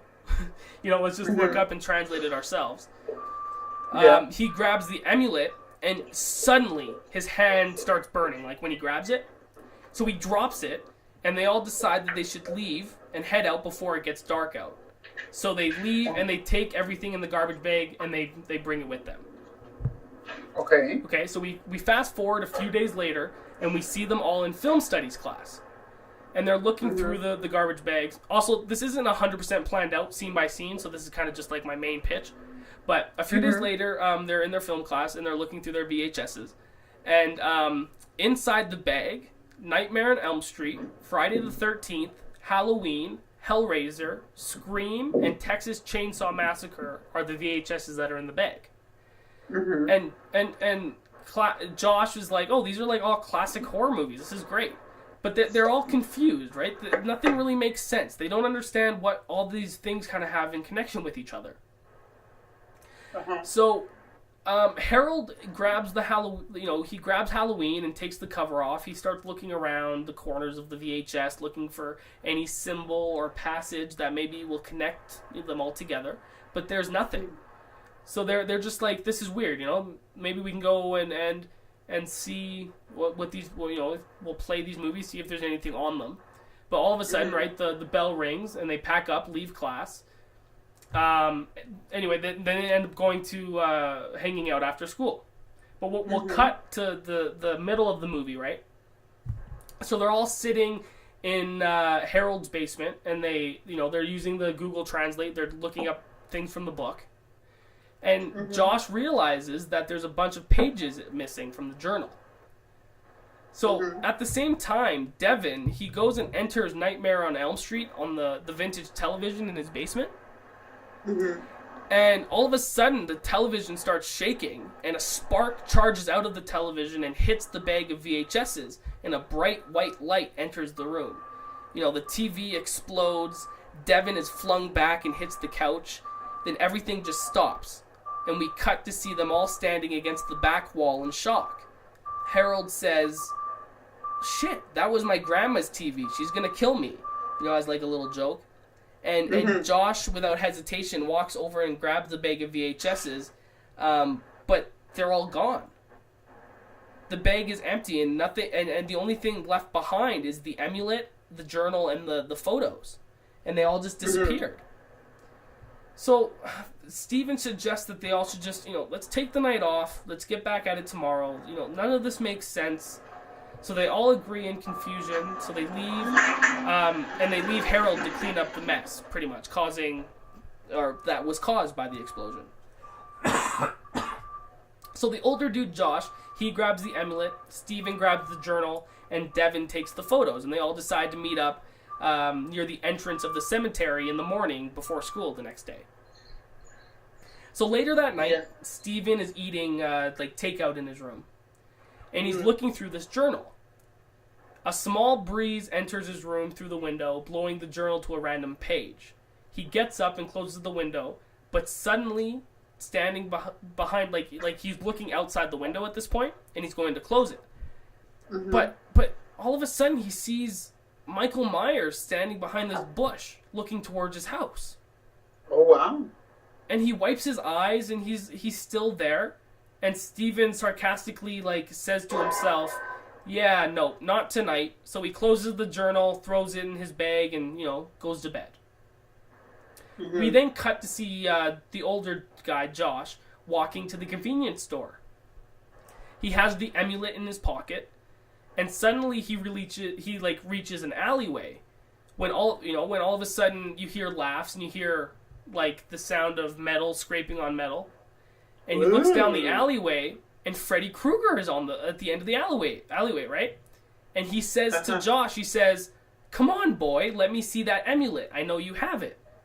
So Josh slowly starts backing away, and he makes another joke saying "Sorry, no speak English." He's trying to get out of it. He suddenly trips and falls on his back. He looks up, and he fucking hears a chainsaw, and Freddy, Jason are standing above him, while Leatherface slowly walks closer to them, and he's like, "What the fuck is going on?"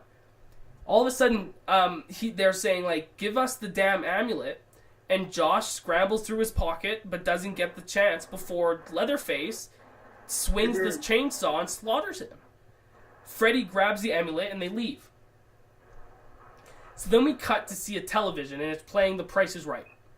An older father is watching it and smoking. He yells for Devin to come downstairs, but, he doesn't answer. We creep up the stairs to see his room, and it's empty. The camera cuts, and we see him sitting on the roof, looking at the blank photos from the garbage bag.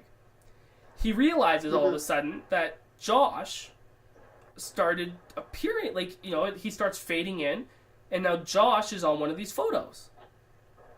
He tries wiping it, and, it's permanent. Josh is now on one of these blank photos, and it makes no sense. The guy that just got killed. So he grabs his cell, and he texts Josh, but there's no service.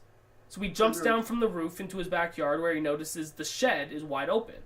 So he walks over, and, he's confused. He walks over, and he sees sitting in the middle of the area is the Cenobite cube from Hellraiser. So he walks over, he grabs it, and he's like, "This is weird. I wonder if this is valuable, right?" He's never seen Hellraiser, so he doesn't understand. He doesn't know that it's from anything. He just is like, "This is weird. Let me check it out." So he tosses it up in the air, and he walks inside his house. So then we're brought back to seeing Harold, and he's cleaning up the basement where the TV exploded, right? Earlier that evening. And, you know, the phone rings, he answers it, and all he hears is, "What's your favorite scary movie?" And that the voice says. And, you know, he jokingly was like, you know, the Ghostbusters reboot. And he winks to the camera. Or, so, you know, some funny, like, dialogue thing. And that's the thing. All these kids are supposed to be, like, kind of witty and teen, like, wisecrack kind of guys. Mm-hmm. So the voice becomes aggravated, and the line hangs up. Harold puts the phone down and continues cleaning. Anyway, so we cut. The next day, Harold and Steven are sitting by the entrance of the cemetery waiting. Right? Like they all said the next morning. Devin arrives riding his bike and skids and slides over to them. He shows them the cube he found the night before, and they all go through their weird stories saying, like, yeah, you know, did anything weird happen to you guys last night? And they're like, well, yeah, like, you know, all this stuff started happening. I got a phone call. You know, I saw Michael Myers kind of thing. So he shows them the cube, and he then shows them Josh's photo. And he says, look, Josh appeared on this photo. And they're like, that's so weird. So they all sit around, and they're waiting for him. You know, after some time passed, Harold suggests that they just go to school and that Josh must just be sick. You know, he stayed home for the day. Anyway, so this all leads into the final act. And throughout the day, you know, Josh never shows. They all get worried. They sit outside the school and wait. After hours pass, as teachers exit the building, the janitor locks up for the night. And after they're left, the school is empty. Steven starts hearing yelling coming from inside the school. And they hear Josh yelling for help. So Devin is like, what the, like, they're all, the whole time, they're like, what the fuck? Like, they're all, it's kind of like Green Room. You know, you saw Green Room, right? You know how all of those characters are kind of stupid and they don't know what's going on the whole movie? Yeah. It's very similar for kind of like the teens in this. Like, they're all, they just don't, like, they're huge film fans, but they're like the film fans that just don't know shit. And they're just dumb, you know? Mm-hmm. So they're like, what the hell? So, he walks around the school and he notices a window open, so he enters. Anyway, long story short, they get taunted and led into the gymnasium where the final battle is happening. Where it's revealed that in the 80s, a mad scientist found an ancient amulet that brought life to any object and cursed the VHS with it. So there's a huge battle. You know, you have all the horror guys stalking through the school. Freddy, Ghostface, Leatherface, all of, you know, they're all there. They're all fighting the kids, right? Harold gets ripped apart by Jason. Steven gets stabbed by Ghostface, leaving Devin the last one. The movie ends with the same portal opening up from the original movies, and all of a sudden, all of the classic monsters step out. So it's like they enter the portal from the first movie, all of a sudden they're in the same, you know, we'll have to probably CGI the original actors to play their same characters, but all of the original Dracula and them all of a sudden appear, and that's when the movie cuts, and that opens up a new, that's how they should reboot the monster universe. So you have all of the fucking slasher guys, all of the Hollywood classic monsters in one universe together. So that's my pitch for Monster Squad. Wow. I liked everything of it, but I didn't like the cliffhanger. I wanted to see them fight. Well, that's what I mean. Like, there's a huge battle at the end. Like, they all fight.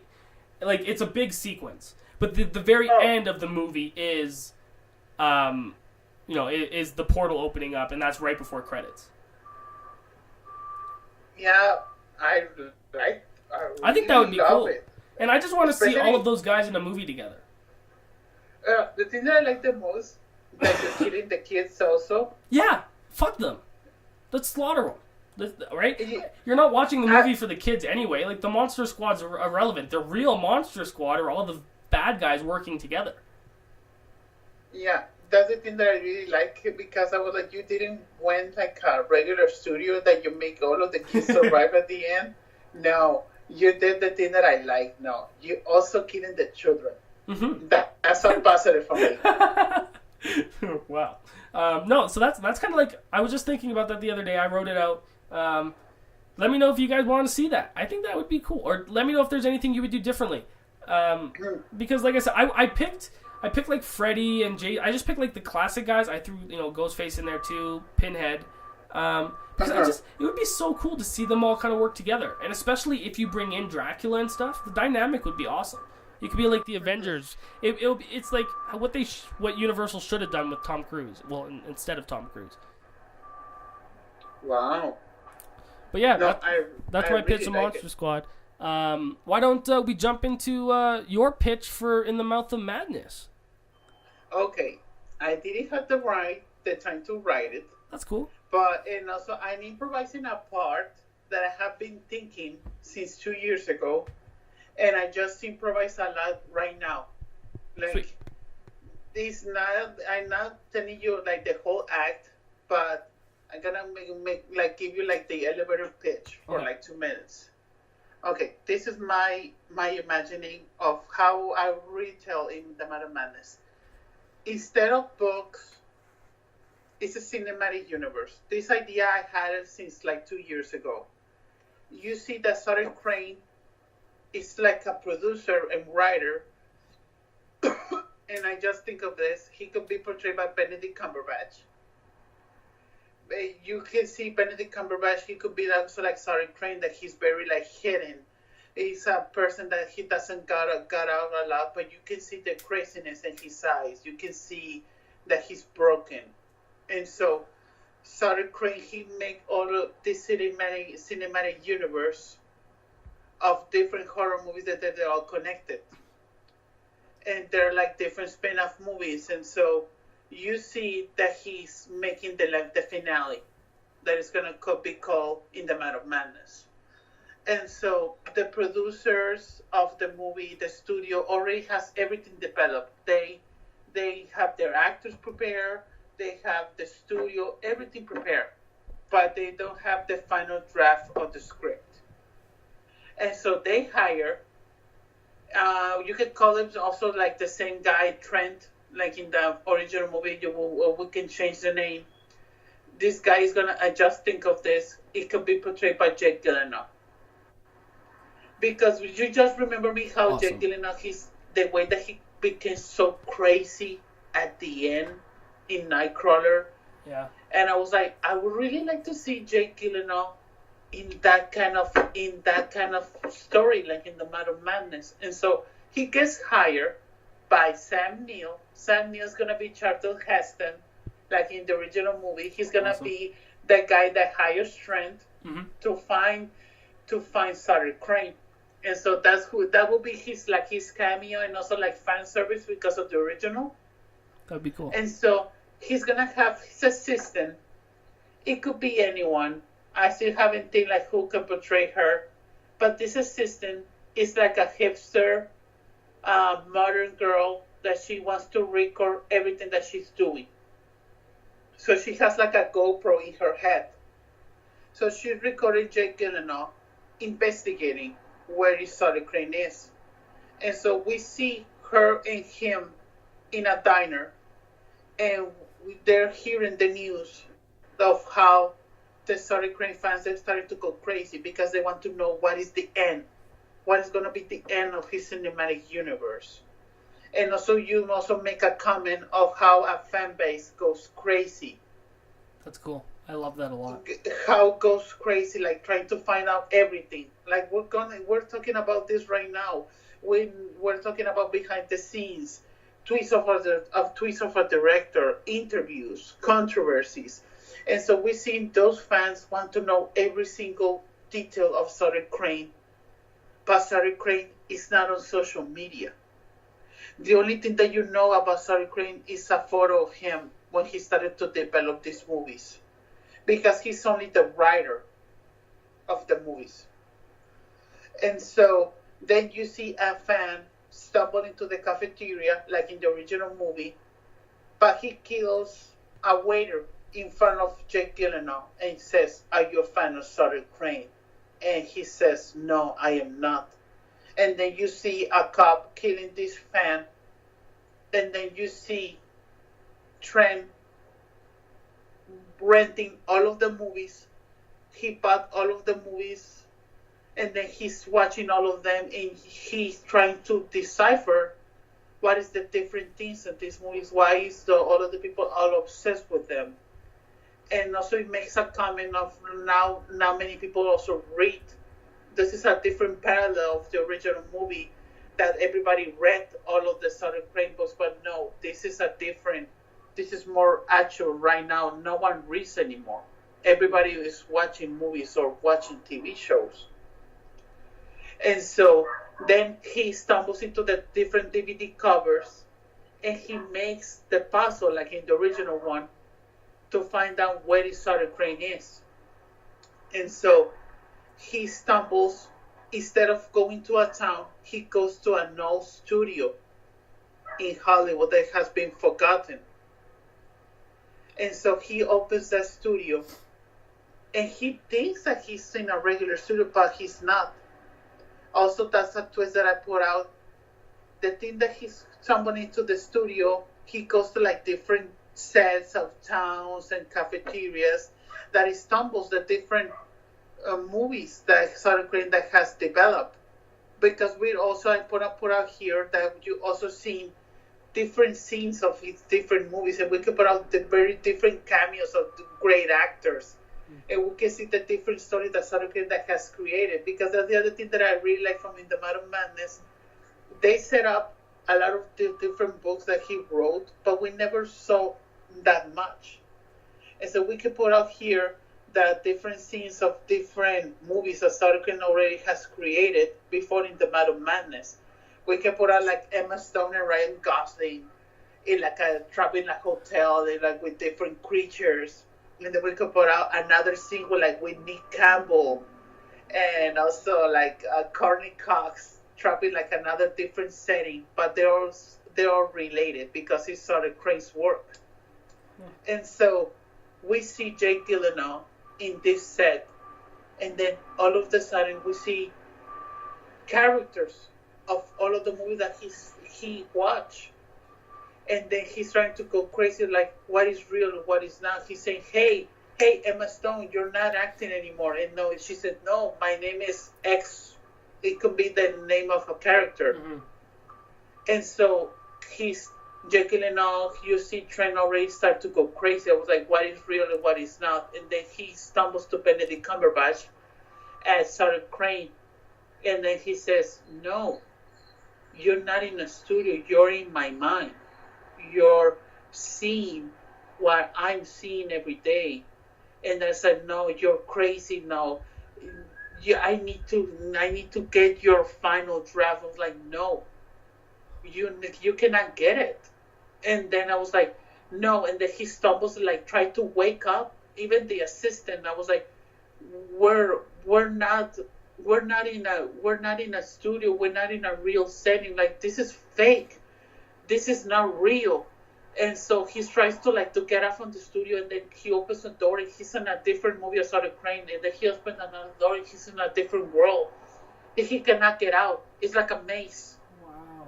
And so at the end, Sutter Crane reveals like, no, you are living in the Mouth of Madness. And then we reveal that the assistant, that he's recording everything of the reactions of Jake Gyllenhaal, Trent. That GoPro is the filming of In the Mouth of Madness. Oh.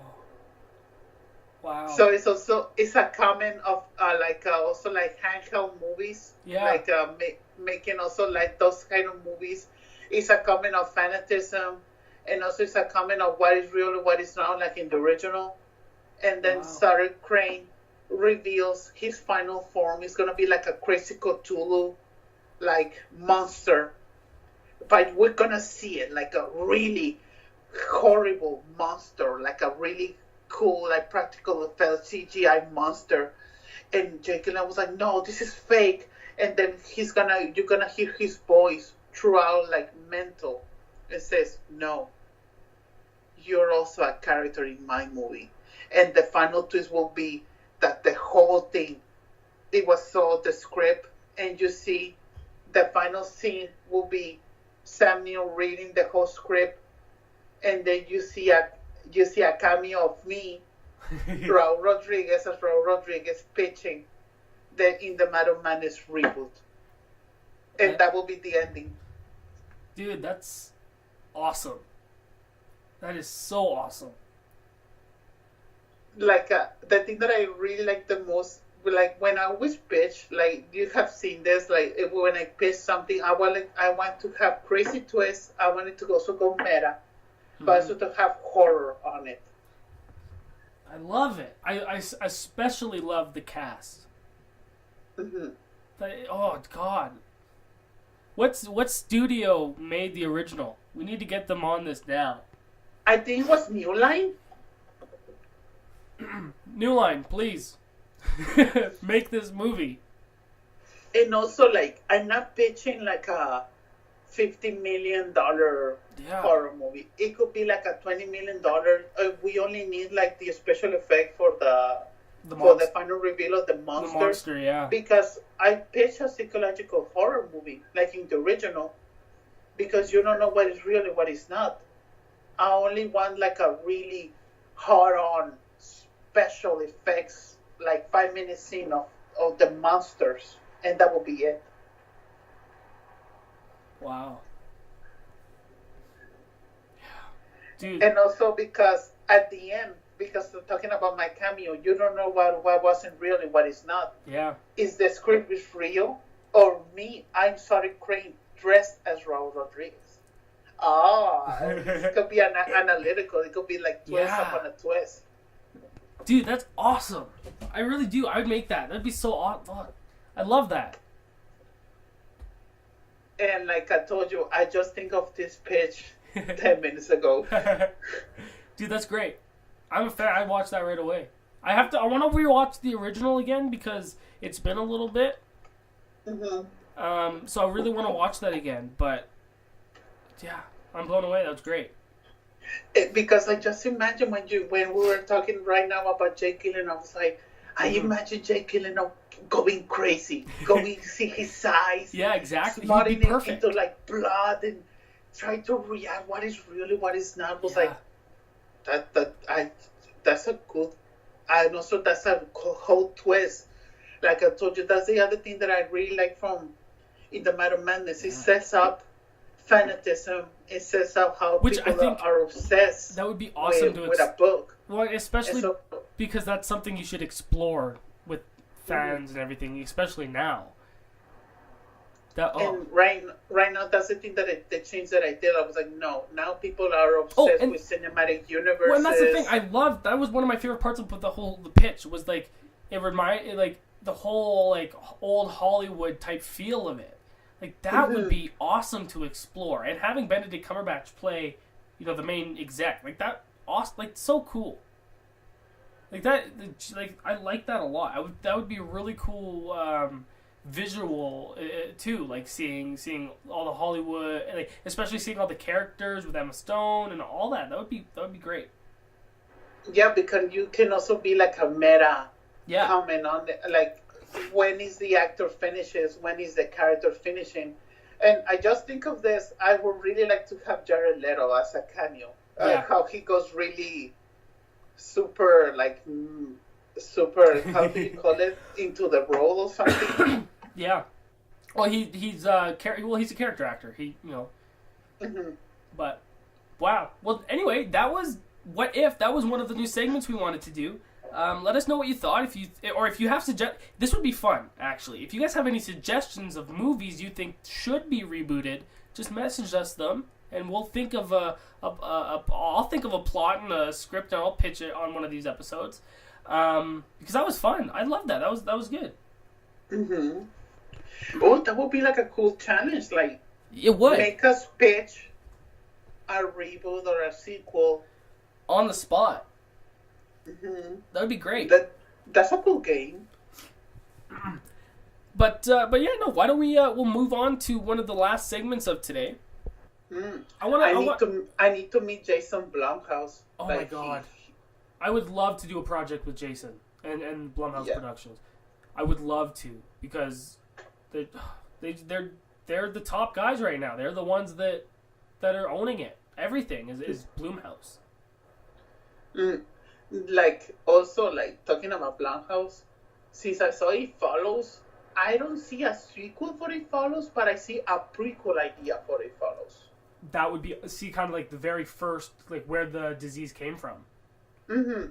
Not to, because I still remember when I got, I was like, I don't want to over-explain the disease. Mm-hmm. I just want to see the first one that I got it. Yeah, I agree. That would be awesome.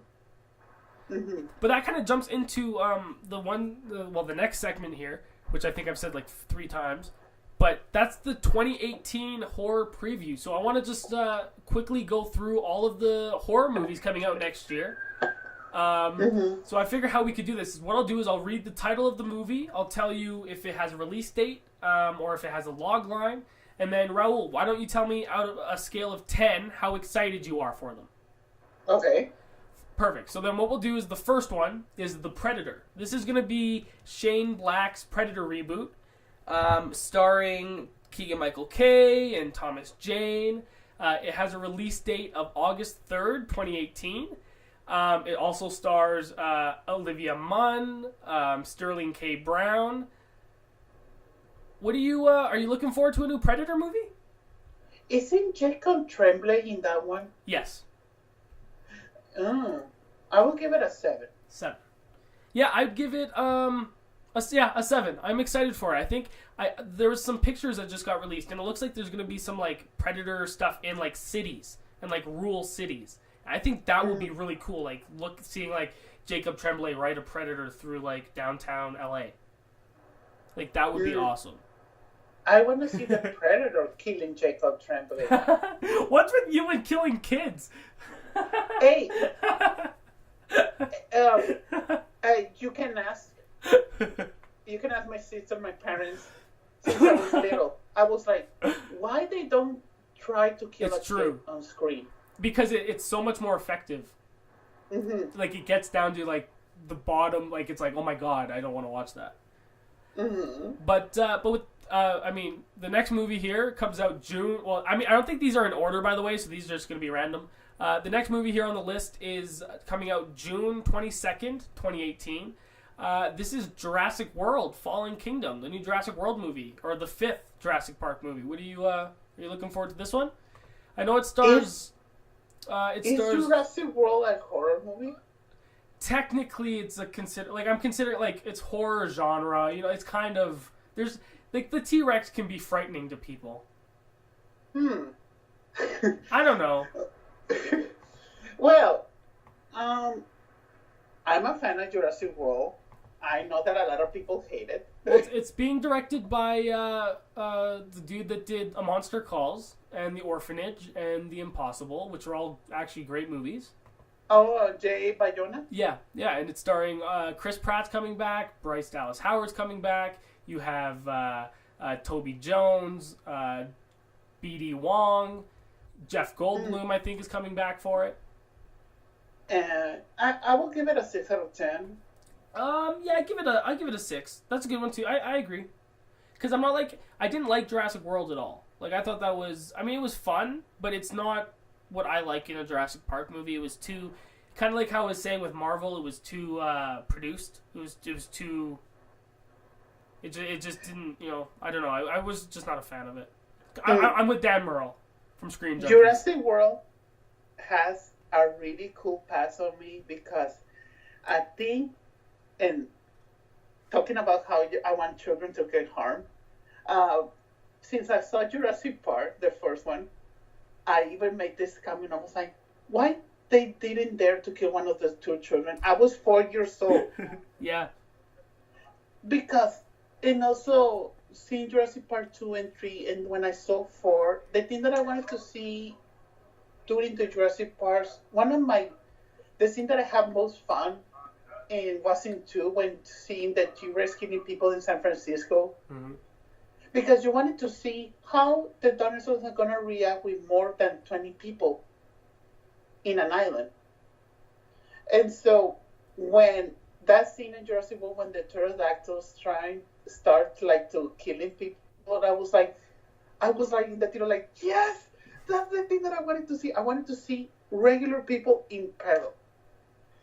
When I saw that, I still remember that a lot of people, even a lot of my friends, even Nolan, Billy, even like Dan Merle, mm-hmm. they say on the Illustrator, does the babysitter, like the assistant, seem good or bad? And for Yeah. me, it's really justified.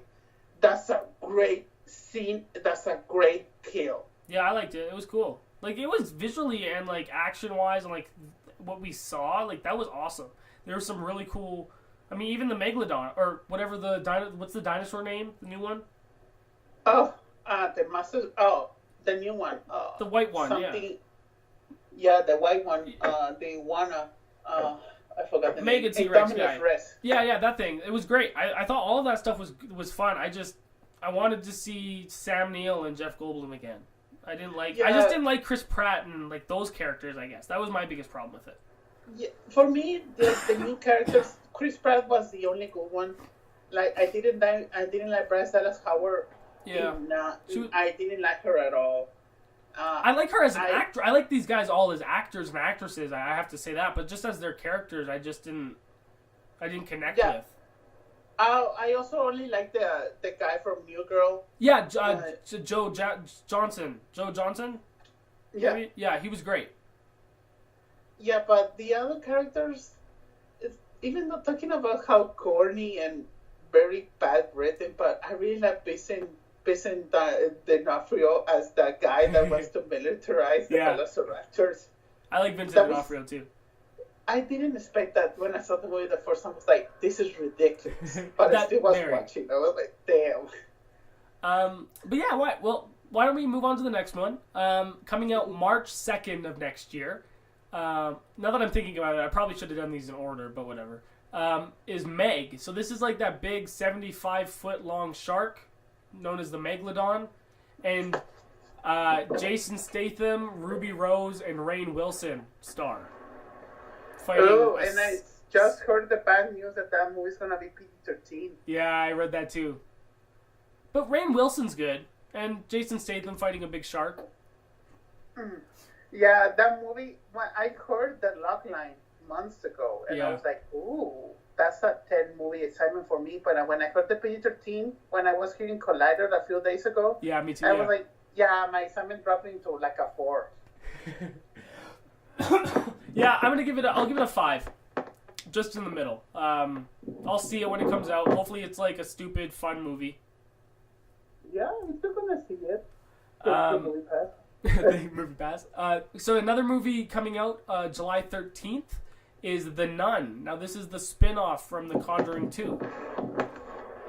Ooh, that I'm really interested. Especially with the nun scene in Annabelle Creation. Yeah. I'm excited for it. That's an 8 for me. The Nun, I'll give it a 7. Just because, like, yeah, I don't know. I'm curious. I just hope it doesn't become like the first Annabelle.